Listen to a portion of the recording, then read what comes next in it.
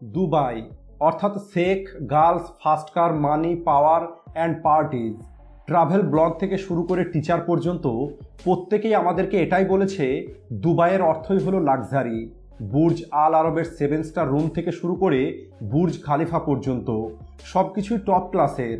অর্থাৎ এই শেখেদের কাছে এত বেশি টাকা আছে যে এদের প্রাইভেট জেটের ইন্টেরিয়ার থেকে শুরু করে টয়লেট পেপার পর্যন্ত সব কিছু সোনার ব্যবহার করে। একটি $multi-billion oil and tourism empire. কিন্তু এরপরে আসেন আপনি, নিজের চাকরিতে বিরক্ত, নিজের জীবন নিয়ে হতাশ, নিজের আর্থিক অবস্থা নিয়ে হতাশ, প্রতিদিনের সেই বোরিং লাইফস্টাইল। আপনার কেবল টাকা চাই, অনেক বেশি টাকার প্রয়োজন, আপনার অনেক বড় স্বপ্ন আছে কিন্তু আপনি কোনো কিছুই করতে পারছেন না। আর একদিন আপনি ইউটিউব ওপেন করেন আর সেখানে আপনি দুবাইয়ের একটি ট্রাভেল ব্লগ দেখতে পান। এমন একটি ভিডিও যে ভিডিওর মধ্যে মানুষ দুবাইয়ের লাক্সারিয়াস লাইফটা এনজয় করছে, পার্টি, গার্লস, ফাস্ট কার, একটি ড্রিম লাইফস্টাইল। আর এখানেই আপনি ফেঁসে গেলেন। এরপরে আপনি দ্বিতীয় ব্লগ দেখবেন, এরপরে আপনি আরও একটি ব্লগ দেখবেন, এরপরে আপনি আরও একটি ব্লগ দেখবেন, আর সবশেষে আপনি এমন একটি ভিডিওতে এসে পৌঁছাবেন। কিন্তু আমি যদি এখন আপনাকে বলি এই সব কিছু হলো মিথ্যে, আপনাকে এমন একটা পৃথিবী দেখানো হচ্ছে যে আপনাকে ফিল করাবে যে আপনি কিছুই নয়, আপনি অনেক গরিব, আপনার কাছে টাকা নেই, আপনি যত পরিশ্রমী করেন না কেন কখনোই আপনি এমন একটি জীবন পেতে পারবেন না। আর এখন আপনার কাছে একটাই সমাধান, সেটা হলো দুবাইয়ে গিয়ে আপনাকেও ধনী হতে হবে আর সেই জীবনে বেঁচে থাকতে হবে যে জীবনটার আজ আপনি স্বপ্ন দেখছেন। কিন্তু মিনিস্ট্রি অফ এক্সটার্নাল অ্যাফেয়ার্সের একটি রিপোর্ট অনুযায়ী দুবাইয়ে 7টারও বেশি ইন্ডিয়ান প্রতিদিন মারা গেছে। আর দুবাইয়ে ইন্ডিয়ান মানুষদের মারা যাওয়ার ঘটনাটা কেবল আজ নয়, এটা অনেক দিন ধরেই চলে আসছে। 2005 সালে ইন্ডিয়ান এমবেসি ইউএই 971টা মৃত্যুর ঘটনা রেজিস্টার করে, যার মধ্যে কেবল 61টা মৃত্যু এমন ছিল যা কোনো না কোনো দুর্ঘটনার কারণে হয়েছিল। সোশ্যাল মিডিয়াতে দুবাইয়ে থাকা শেখেদের এবং বিলিয়নারদের লাইফস্টাইল দেখে আমাদের এমনটা মনে হয় যে দুবাইয়ে থাকা প্রতিটি মানুষই হয়তো অনেক খুশিতে আছে। আর এই লাইফস্টাইলটাকে এক্সপিরিয়েন্স করার জন্য মানুষ অনেক পরিশ্রম করে একটি হাই আর্নিং জব নেয় এবং দুবাইয়ে শিফট হয়ে যায়। কিন্তু সেখানে পৌঁছানোর পরে তারা সম্পূর্ণ আলাদা রকমের একটি এক্সপিরিয়েন্স পায়। দুবাইয়ে থাকা মিড রেঞ্জের ওয়ার্কিং প্রফেশনালদের 70% ইনকামটা কেবলমাত্র রেন্ট দিতে গিয়েই খরচ হয়ে যায়, আর বাকি 30% ইনকাম দিয়ে তাদের জীবন কাটাতে হয়। অনেক কম মানুষ এটা জানে যে দুবাইয়ের 70% মানুষের মান্থলি ইনকাম মাত্র $300, অর্থাৎ 25,000 টাকারও কম। আমি জানি আপনি এখন কি চিন্তা করছেন যে দুবাইয়ের মধ্যে যদি এত গরিবী থাকে তাহলে দুবাইয়ের পুলিশ যারা ল্যাম্বরগিনি করে ঘুরে বেড়ায়, এছাড়া সেখানকার শেখেদের সোনা দিয়ে তৈরি করা রোলস রয়েস, এই সব কিছু কি মিথ্যে? তাহলে বলি এটা মিথ্যে নয়, কিন্তু সত্যিটা হলো দুবাইয়ের মধ্যে এমন অনেক কিছু আছে যা আপনাকে কখনোই সোশ্যাল মিডিয়াতে অথবা নিউজ চ্যানেলে দেখানো হয় না। কিন্তু দুবাইয়ের এই সত্যিটা সত্যিই অনেক ভয়ানক। দুবাইয়ের ডার্ক সাইড এবং সেখানে হওয়া ইন্ডিয়ানদের মৃত্যু, এই দুটো রিলেশনটাকে বোঝার জন্য আপনাকে সবার আগে 3টি জিনিস বুঝতে হবে। নাম্বার 1, দুবাইয়ের ইতিহাস, নাম্বার 2, দুবাইয়ের মানি মেকিং মডেল, আর নাম্বার 3, সেই সিক্রেট যা দুবাইকে অনেক বেশি ডার্ক তৈরি করে। মডার্ন দুবাইয়ের ইতিহাসটা শুরু হয় 1901 সালে, যখন হাসের আল মাকতুম দুবাইকে একটি ফ্রি পোর্ট হিসাবে এক্সপ্লোর করে। কারণ এর আগে দুবাইয়ের মানুষজন কেবল সমুদ্রে মাছ ধরে জীবনযাপন করত, আর দুবাইয়ে এই ফ্রি পোর্ট থাকার কারণে দুবাইয়ে কাউকে ইম্পোর্ট অথবা এক্সপোর্ট করার জন্য ট্যাক্স দিতে হতো না। এছাড়া দুবাইয়ের বিজনেসম্যানদের জমির ওপরে প্রোটেকশন দেওয়ার গ্যারান্টি দেওয়া হতো, যার কারণে দুবাইয়ে অনেক বেশি বিজনেসম্যান আসা শুরু করে।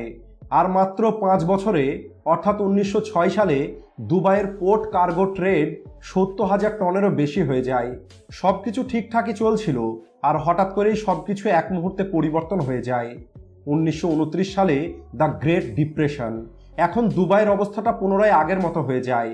এভাবেই কিছু বছর পার হয়ে যায়, কিন্তু কোনো কিছুই পরিবর্তন হয়নি। আর এরপরে হঠাৎ করে একদিন 3 মার্চ 1938 সালে মিডল ইস্টের মধ্যে একটি আমেরিকান কোম্পানি অয়েল ডিসকভার করে, আর অয়েল ফিল্টার করার জন্য অয়েল প্রজেক্ট সেট করা হয়। কিন্তু দুবাইয়ের লোকেশন এবং দুবাইয়ের পোর্ট অয়েল কোম্পানিগুলোর জন্য অনেক সুবিধার একটি জায়গা হয়ে যায়। আর 1958 সালে হাসেদ আল মাকতুমের মৃত্যুর পরে সৈয়দ আল মাকতুম দুবাইয়ের নতুন রাজা হয়।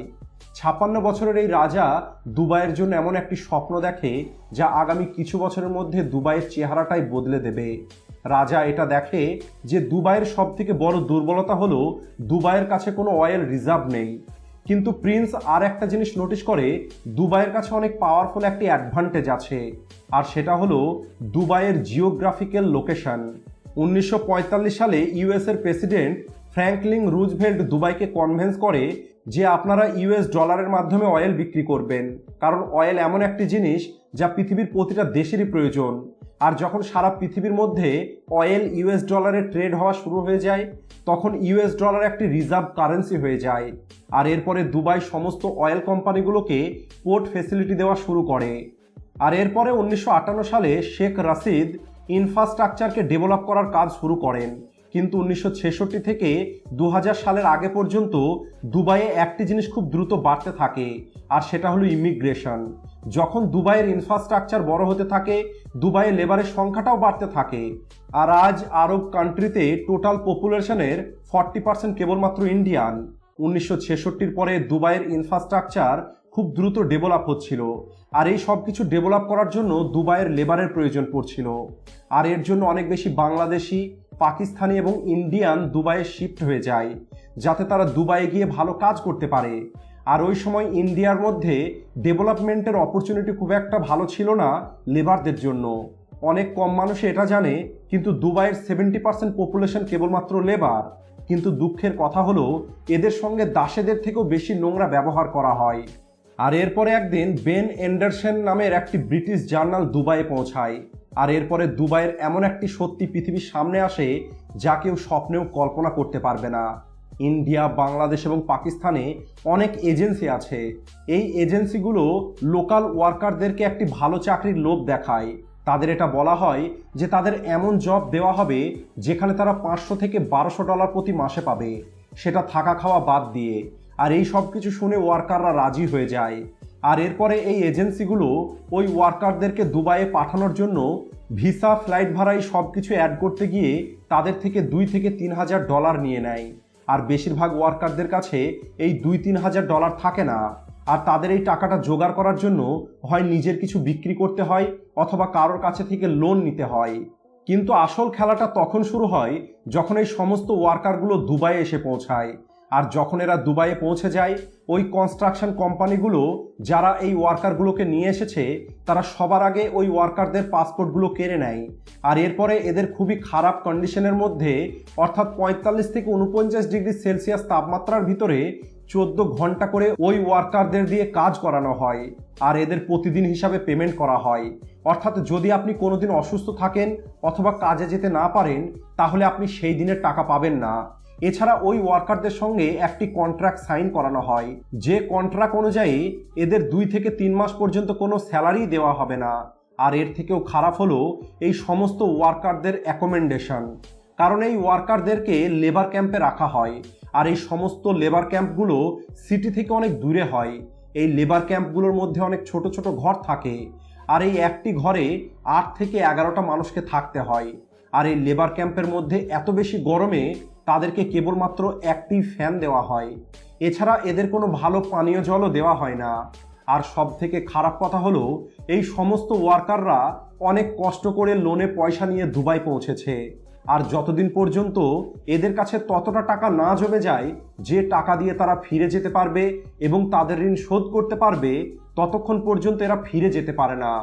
আর এই খারাপ পরিস্থিতির মধ্যে অনেক ওয়ার্কার অসুস্থ হয়ে পড়ে, আবার কিছু ওয়ার্কার সুইসাইড পর্যন্ত করে নেয়।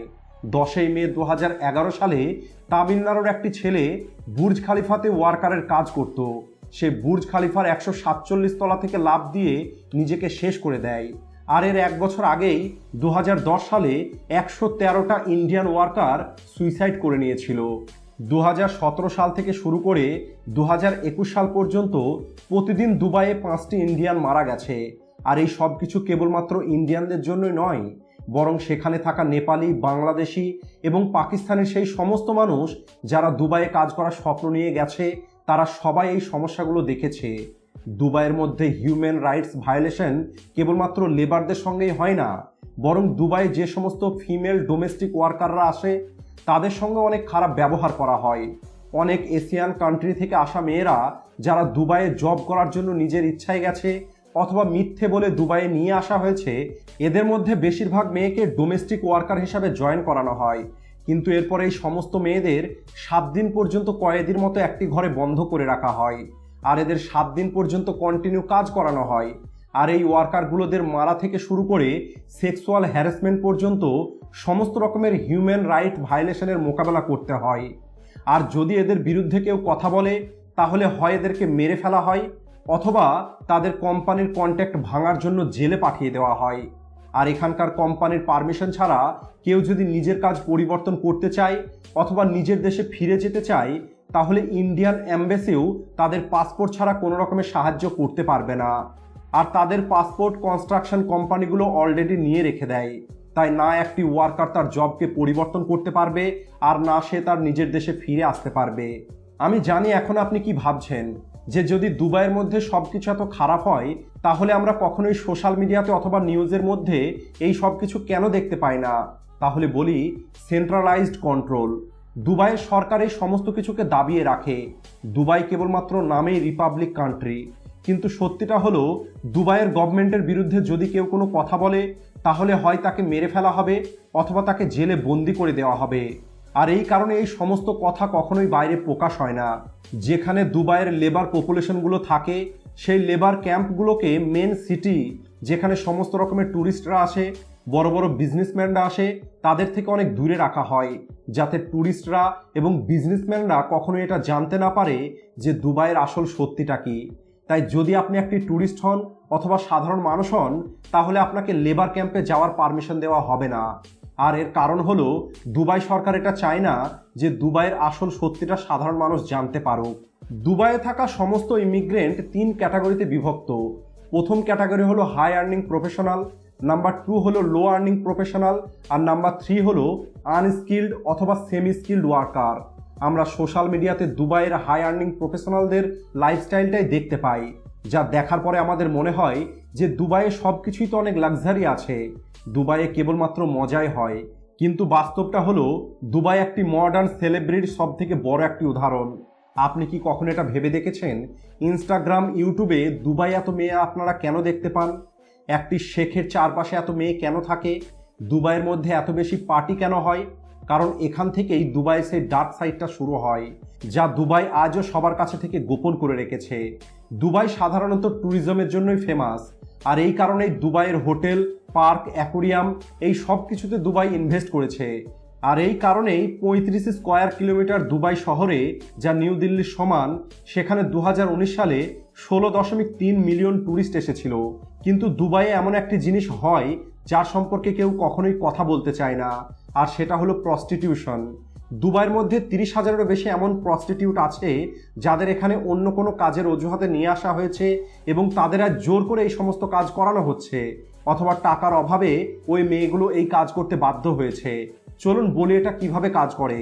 কিছু এজেন্ট আছে, তারা ইনস্টাগ্রামে যে সমস্ত মেয়েরা আছে তাদেরকে মেসেজ করে, আর এই মেয়েগুলোর মধ্যে কিছু মেয়ে এমন থাকে যারা অনেক বেশি টাকার লোভে এই সব কিছু করার জন্য রাজি হয়ে যায়।